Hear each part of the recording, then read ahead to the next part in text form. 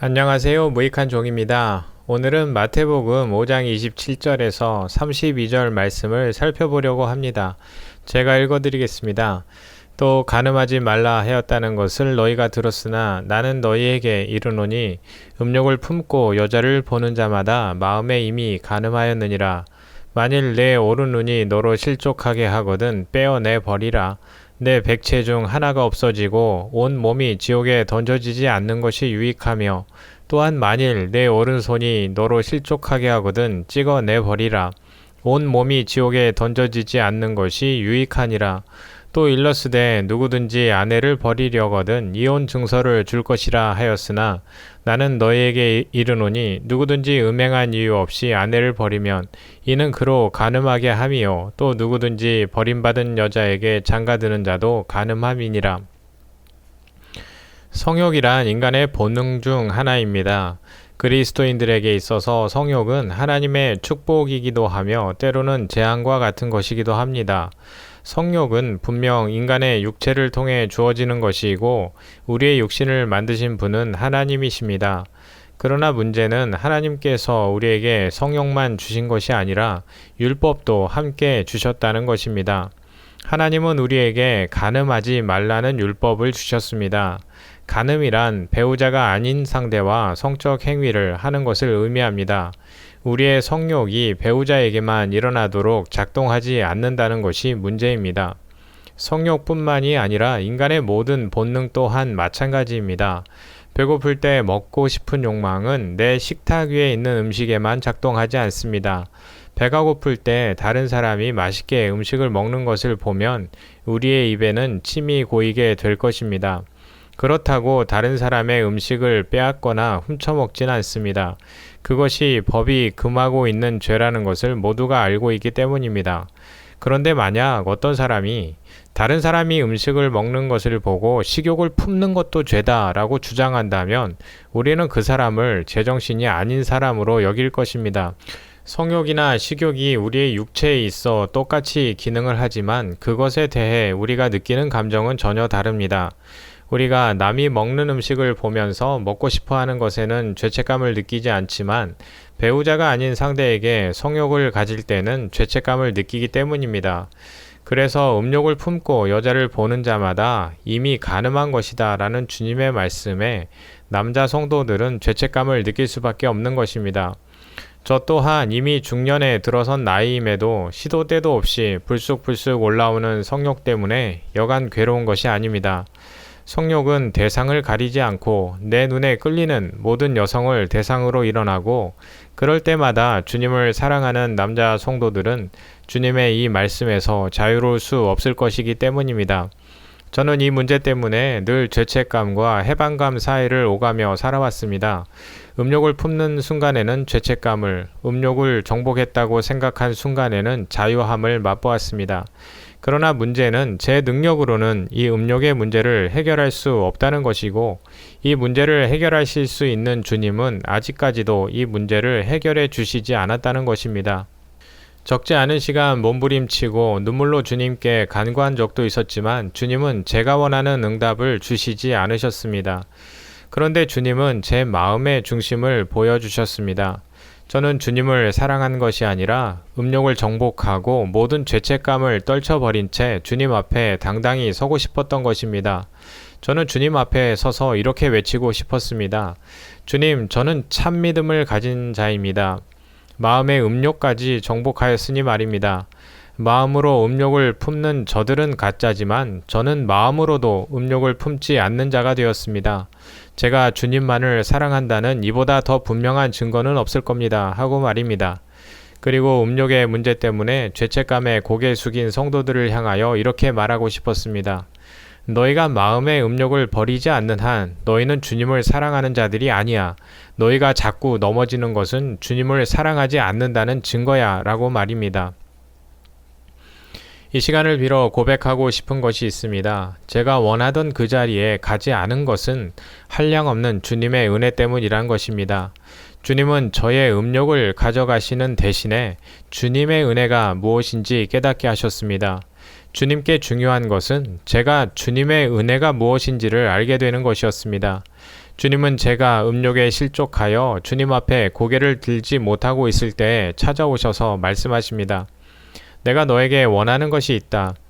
네가 실족할 것을 나는 이미 알고 있었지만 그런 너를 위해 골고다 언덕을 올라 십자가에 매달리는 나의 마음은 조금도 흔들린 적이 없었다는 것을 네가 알았으면 좋겠다. 네가 나를 위해 무엇을 하고 있는지 말하지 않고 내가 너를 위해 무엇을 했는지 말하는 사람이 되었으면 좋겠다. 오늘 이 메시지를 듣는 모든 성도님들이 이 본문의 말씀을 통해 주님께서 우리를 위해 행하신 일이 무엇인지 알고 나면 주님을 더 사랑하게 되실 거라 확신합니다. 제가 산상수훈의 말씀들을 전하면서 거듭 강조하여 말씀드리는 것은 주님께서 말씀하신 진의입니다. 다시 말해 명령형으로 된 말씀의 문자적 의미에 갇히면 진의를 깨달을 수 없다는 말입니다. 산상수훈의 중심 메시지는 내가 모든 율법을 성취하고 하나님의 의를 완성하겠다는 말씀입니다. 유대인들은 살인하지 말라는 계명을 문자적으로 이해하였습니다. 그들은 그 율법 안에 담긴 복음을 들을 수 없었습니다. 살인한 자는 반드시 죽여라 라는 율법 안에는 다음과 같은 복음이 담겨 있었습니다. 너희들은 하나님을 죽이려 한 자들이고 반드시 죽어야 한다. 그러나 내가 육신으로 와서 너희 손에 죽음을 당함으로 너희가 받을 심판을 받아 율법을 완성할 것이다. 오늘 우리가 살펴보고 있는 간음에 대한 교훈 또한 간음을 잘못 이해하고 있는 우리에게 이 율법이 주님의 복음이라는 사실을 가르쳐 주고 계시는 것입니다. 따라서 마음의 음욕을 해결하기 위해 몸부림치고 죄책감에 자포자기하고 있는 성도가 있다면 그는 아직 주님의 음성을 듣지 못한 것입니다. 제게 찾아오셔서 간음한 저를 어떻게 구원하셨는지 말씀하신 주님께서 오늘 메시지를 듣고 계신 성도님께도 찾아가시길 축복합니다. 음욕을 품고 여자를 보는 자마다 마음에 이미 간음하였다라는 주님의 말씀을 우리는 보통 간음하지 말라는 율법의 범위를 행위가 아닌 마음의 영역까지 확장하여 우리 모두가 간음한 자임을 교훈하시기 위함이라고 이해해 왔습니다. 물론 이 말씀은 남자 성도나 레즈비언들에게만 해당되는 말씀은 아닙니다. 대부분의 여성이나 게이들은 음욕을 품고 여자를 보지 않습니다. 따라서 저마다 끌리는 대상에게 음욕을 품는 것은 다 간음이다 라는 말씀으로 이해됩니다. 그러나 본래 간음하지 말라는 계명은 하나님과 하나님의 백성의 관계를 두고 하신 말씀이었습니다. 에스겔서는 하나님이 아닌 강대국을 의지한 하나님의 백성을 두고 다음과 같이 적나라한 표현으로 고발하고 있습니다. 에스겔 16장 23절에서 32절 말씀 읽어보겠습니다. 주 여호와의 말씀이니라. 너는 화 있을진저 화 있을진저 내가 모든 악을 행한 후에 너를 위하여 누각을 건축하며 모든 거리에 높은 대를 쌓았도다. 내가 높은 대를 모든 길 어귀에 쌓고 내 아름다움을 가증하게 하여 모든 지나가는 자에게 다리를 벌려 심히 음행하고 하체가 큰 내 이웃나라 애굽 사람과도 음행하되 심히 음란히 하여 내 진노를 샀도다. 그러므로 내가 내 손을 내 위에 펼쳐 내 일용할 양식을 감하고 너를 미워하는 블레셋 여자 곧 내 더러운 행실을 부끄러워하는 자에게 너를 넘겨 임의로 하게 하였거늘 내가 음욕이 차지 아니하여 또 아수르 사람과 행음하고 그들과 행음하고도 아직도 부족하게 여겨 장사하는 땅 갈대아에까지 심히 행음하되 아직도 족한 줄을 알지 못하였느니라. 주 여호와의 말씀이니라. 네가 이 모든 일을 행하니 이는 방자한 음녀의 행위라. 내 마음이 어찌 그리 약한지 내가 누각을 모든 길 어귀에 건축하며 높은 대를 모든 거리에 쌓고도 값을 싫어하니 창기 같지도 아니하도다. 그 남편 대신에 다른 남자들과 내통하여 간음하는 아내로다. 하나님은 자신을 자기 백성의 남편으로 자기 백성을 간음한 아내로 규정하셨습니다. 이것은 하나님 아닌 다른 것들을 통해 자신을 채우려 하는 모든 인간의 죄인된 실존을 고발하는 말씀입니다. 성경이 말하는 간음이란 단순히 성적인 영역의 범죄를 말하는 것이 아닙니다. 따라서 단 한 사람의 예외 없이 모든 하나님의 백성은 돌에 맞아 죽어 마땅한 간음한 여자입니다. 그런데 하나님은 간음한 자를 반드시 돌로 쳐 죽이라 명령하셨습니다. 그렇다면 하나님은 가늠한 자기 백성을 반드시 심판하셔야만 합니다. 하나님은 사랑이 많은 분이시니까 자기 백성을 불쌍히 보시고 그냥 용서하실 수 있는 것이 아니냐라고 생각할 수 있겠지만 하나님은 그러실 수 없는 분입니다. 하나님은 공의의 하나님이십니다. 사랑이 아무리 충만하신 하나님이라도 죄인을 그냥 용서해버리면 하나님의 공의는 깨져버리고 맙니다. 가늠한 자를 반드시 심판하셔야 하는 하나님의 공의와 가늠한 자를 버릴 수 없는 하나님의 사랑이 충돌하고 있는 것입니다. 그런데 하나님은 가늠하여 돌에 맞아 죽을 운명인 우리에게 약속하셨습니다. 내가 반드시 이 문제를 해결하고 너를 구원해 내겠다라고 말입니다. 우리는 호세아서를 통해 이러한 주님의 약속을 보게 됩니다. 호세아 1장 2절 읽어보겠습니다. 여호와께서 처음 호세아에게 말씀하실 때 여호와께서 호세아에게 이르시되 너는 가서 음란한 여자를 맞이하여 음란한 자식들을 낳으라. 이 나라가 여호와를 떠나 크게 음란함이니라 하시니 하나님은 호세아 선지자에게 음란한 여자를 아내로 취하라 명령하셨습니다. 선지자란 어떤 사명을 위해 부름받은 자일까요? 선지자들은 하나님의 백성들의 죄를 고발하고 하나님의 심판을 선포하기 위해 부름받은 자들입니다. 그런 선지자에게 하나님은 율법을 어기라고 명령하신 것입니다. 하나님은 호세아에게 이와 같이 부당한 명령을 하신 이유를 이렇게 밝히셨습니다. 이 나라가 나를 떠나서 음란하기 때문이라는 것입니다. 다시 말해 하나님께서 호세아에게 음란한 여자와 결혼하라 말씀하신 것은 내가 가늠한 여자인 내 백성과 한 몸이 되겠다라고 약속하시는 것입니다.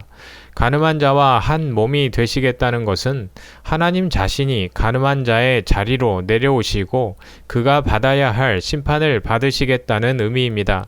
이것이 바로 가늠한 자기 백성을 구원할 수 있는 하나님의 유일한 길이기 때문입니다. 호세아 2장 16절에서 20절 말씀 읽어보겠습니다. 여호와께서 이르시되 그날에 내가 나를 내 남편이라 일컫고 다시는 내 바알이라 일컫지 아니하리라. 내가 바알들의 이름을 그의 입에서 제거하여 다시는 그의 이름을 기억하여 부르는 일이 없게 하리라. 그날에는 내가 그들을 위하여 들짐승과 공중의 새와 땅의 곤충과 더불어 언약을 맺으며 또 이 땅에서 활과 칼을 꺾어 전쟁을 없이 하고 그들로 평안히 눕게 하리라. 내가 네게 장가들어 영원히 살되 공의와 정의와 은총과 긍휼히 여김으로 네게 장가들며 진실함으로 네게 장가들리니 내가 여호와를 알리라. 하나님께서 호세아 선지자를 통하여 우리에게 말씀하시는 바는 바로 이것입니다. 나는 바알을 부르며 가늠한 너를 버리지 않겠다. 내가 가늠한 너에게 장가들어 영원히 너의 남편이 되기 위하여 나는 가늠한 네가 받아야 할 심판을 받아낼 것이다. 그날에 너는 내가 너를 대신하여 심판받아 죽음으로 하나님의 공의가 성취되었음과 내가 너를 그렇게 긍휼히 여기고 사랑한 남편이라는 사실을 알게 되리라. 사랑하는 성도님, 여기까지 잘 따라오셨다면 주님께서 오늘 본문의 말씀을 통해 무엇을 말씀하시고자 하셨는지를 깨닫게 되셨을 것입니다. 그렇습니다. 내가 바로 율법과 선지자를 통해 너희에게 약속한 것을 이루기 위하여 이 땅에 찾아온 너의 참 남편이다 라는 말씀입니다. 주님은 음욕을 품고 여자를 보는 자마다 마음에 이미 간음하였느니라 말씀하셨습니다. 여기서 여자는 누구를 가리키는 것일까요? 사도 바울은 에베소서 5장 31절과 32절에서 이 비밀을 밝히고 있습니다. 그러므로 사람이 부모를 떠나 그의 아내와 합하여 그 둘이 한 육체가 될지니 이 비밀이 크도다. 나는 그리스도와 교회에 대하여 말하노라. 그렇습니다. 주님께서 말씀하고 계신 여자는 바로 간음한 우리를 말하고 있는 것입니다. 그리고 그 간음한 여자와 한 몸이 되려는 음욕을 품은 자는 바로 주님 자신을 가리키고 있는 것입니다. 감히 불경스러워서 상상도 할 수 없었던 그 일을 주님께서 하셨다고 말씀하고 계신 것입니다. 너희는 나의 사랑을 알지 못하여 다른 남자의 품에 안겨있는 간음한 여자다. 나는 간음한 너희를 심판할 하나님이다. 그러나 너희는 내 목숨을 내어줄 만큼 사랑하는 나의 여인이다. 내가 간음한 너에게 장가들어 나 또한 간음한 자와 한 몸이 되었다. 나는 사랑하는 너를 품고 네가 맞아야 할 돌에 맞아 죽었노라. 실족한 내 오른눈과 실족한 내 오른손 너의 모든 백체를 대신하여 나의 육신을 십자가에서 깨뜨렸노라. 그리고 내가 가늠한 너희에게 장가들어 너희와 한 몸이 되었으니 그 십자가 하나님의 심판이 임한 그 자리에서 너희는 너희의 백체가 나와 함께 죽었음을 믿으라. 이제 약속한 대로 하나님의 모든 공의와 긍휼하심이 나타나 너는 나의 영원한 신부가 되었노라. 사랑하는 성도님, 우리는 모두 주님 앞에 가늠한 음녀입니다. 우리가 주님의 은혜로 마음에 일어나는 음욕으로부터 잠시 자유함을 경험할 수 있다 해도 우리는 여전히 주님 앞에 가늠한 자일 뿐입니다. 주님은 그런 우리와 한 몸이 되어 주셨습니다. 주님은 그렇게 가늠한 우리에게 장가 드시려고 음욕을 품고 가늠한 자의 자리로 내려와 주셨습니다. 그러나 우리는 주님을 알아보지 못하였고 그분께 돌팔매질을 하였습니다. 우리가 던진 그 돌이 주님의 오른 눈과 오른손을 찍었습니다. 주님의 모든 백체는 우리가 던진 돌에 찍히고 파묻혀 돌무덤과 같이 되었습니다. 주님께는 죄가 없었습니다. 주님의 죄는 가늠한 죄인을 사랑한 죄였습니다. 이제 우리는 가늠한 우리를 사랑하신 주님 안에 영원히 살게 되었습니다. 우리는 주님 안에 영원히 있고 주님은 우리 안에 영원히 계십니다. 우리의 영원한 남편이 되어주신 주님 안에서 자유하시고 기뻐하시는 하루 되시길 축복합니다.